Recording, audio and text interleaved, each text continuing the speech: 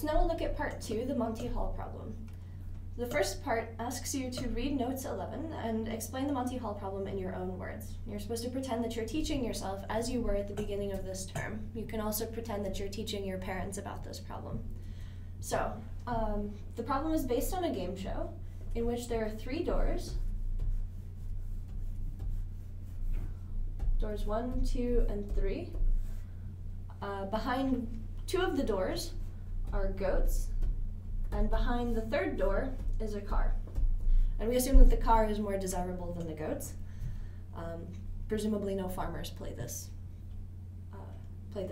this show. Anyway, so a contestant is supposed to choose one of the doors.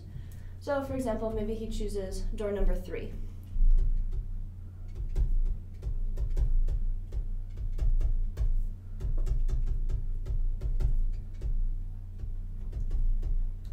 Then the TV show host's assistant will choose one of the other doors, always one that contains a goat. So for example, maybe door number 1.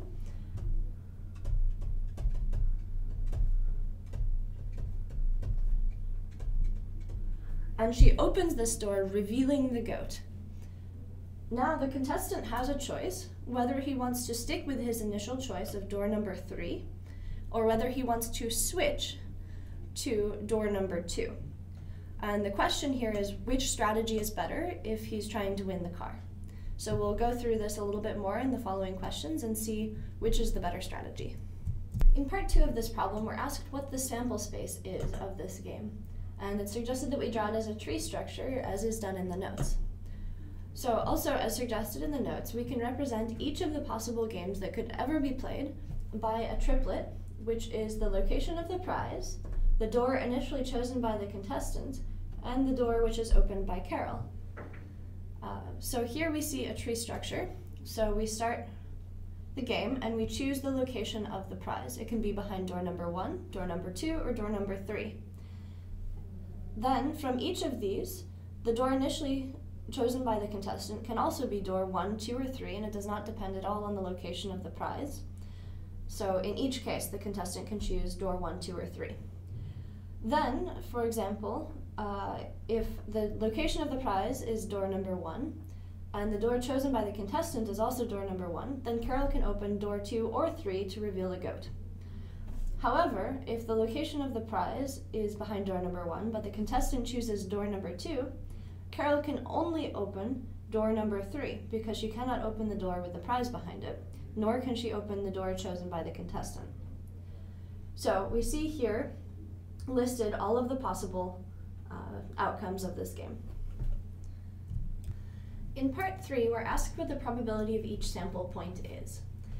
Now, one thing that we need to establish is that when a node splits into 2 other nodes, if this node has probability p, this node should have probability p over 2, and this one p over 2 as well. And in general, if a node splits into n parts, each one should have probability p over n. This keeps the game random, because if any particular outcome were more likely, then someone could game the system. So what this means is that this node, which has probability 1, so it's just the game happens, splits into 3 parts, so these parts each have 1/3 probability each. Each of these 3 parts in turn split into 3 parts, so these nodes have 1/9 probability each. 1/3 of 1/3 is 1/9. Then, in some cases, we see that nodes split into 2, and some nodes split into 1. So we'll mark the nodes that split into 2 with X's.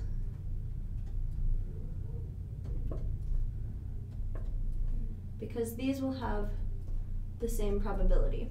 And these will each get 1/2 of 1/9. So these get a 1/18 probability. And the other nodes get the full 1/9 because it's 1/9 split among one node. So this is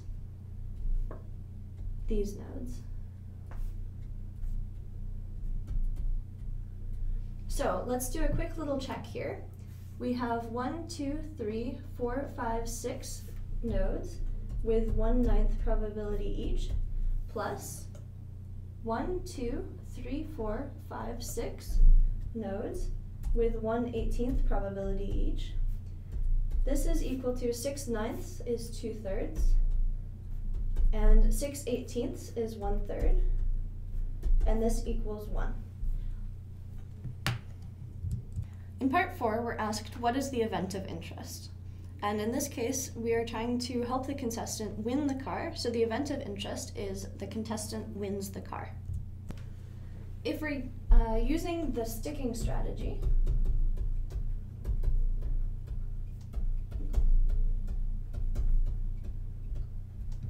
then the contestant will win if the location of the prize is equivalent to the door initially chosen by the contestant. So this happens when the first two numbers in the triplet are equal. So in this case, this case, this case, this case.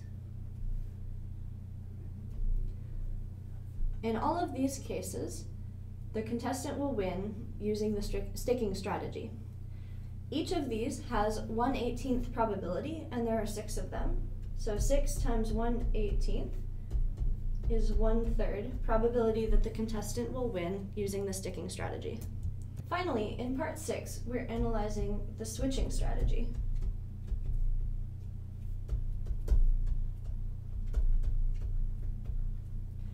In this case, the contestant wins if the location of the prize is not equal to the door initially chosen by the contestant. So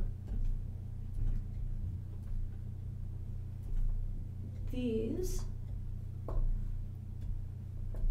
are the cases in which the contestant will win using the switching strategy. There are 6 of these cases. Each of them has a 1/9 probability, which means that there's total 2/3 probability that the contestant will win using the switching strategy. This is a bit counterintuitive, so play around with it. Maybe ask your friends or parents to play this game with you.